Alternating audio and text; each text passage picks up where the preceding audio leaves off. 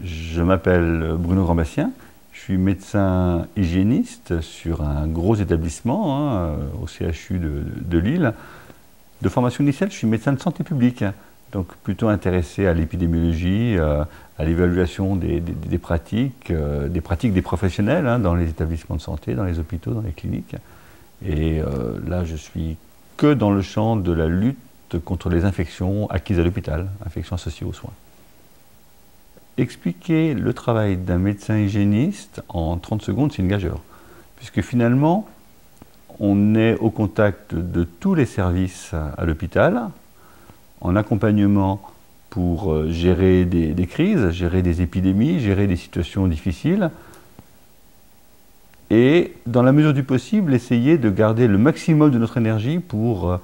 faire de la prévention, travailler ce que j'appelle le sillon de la prévention, et pas uniquement être des pompiers qui éteignons des incendies en gestion d'épidémie.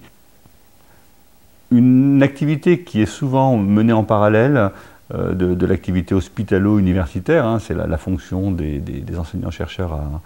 en épidémiologie, en prévention du risque infectieux, c'est la participation à des structures nationales, des groupes de travail au niveau national. Et je participe au sein du Haut Conseil de la santé publique à une commission qui s'appelle Commission sécurité des patients. Donc elle porte bien son nom puisqu'elle s'intéresse à tous les aspects de la sécurité des patients. Et au sein de cette commission, on a été extrêmement sollicité par les pouvoirs publics, par le ministère de la Santé, pour essayer d'apporter des éléments de réponse, des expertises, donner des recommandations sur la prise en charge d'un cas possible ou d'un cas confirmé de maladie à virus Ebola au moment de la crise en fin 2013, 2014 et jusque 2015. Et donc c'était un travail à la fois passionnant et impossible à réaliser, ou quasiment impossible à réaliser, puisqu'on nous posait des questions très précises, avec des réponses attendues extrêmement rapidement après, sur des sujets où on ne savait pas, puisqu'on ne connaissait que très peu la situation du virus Ebola, qu'on ne connaissait que depuis 1976, avec un petit nombre de cas, puisque jusqu'au début de l'épidémie qui a touché l'Afrique de l'Ouest en 2013, on avait recensé au total 2500 cas de maladies à virus Ebola dans le monde entier, et souvent dans les épidémies de taille moyenne, mais qui s'étaient éteintes toutes seules dans un environnement géographique assez restreint. Donc on a pratiquement tout appris avec cette épidémie de l'Afrique de l'Ouest, avec plus de 25 000 cas. Donc faire de l'expertise avec des données qui se construisent au fil de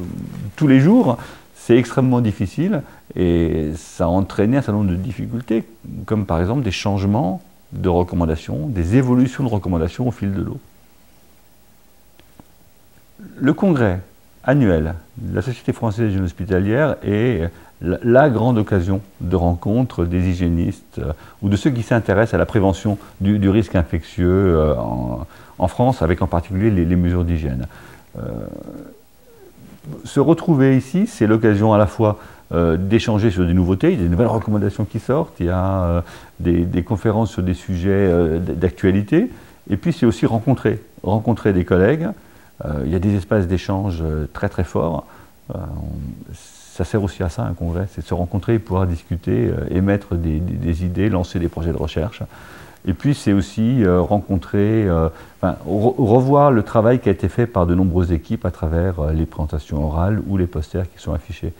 Donc c'est l'outil numéro 1 probablement de formation continue de ceux qui s'intéressent à la prévention du risque infectieux.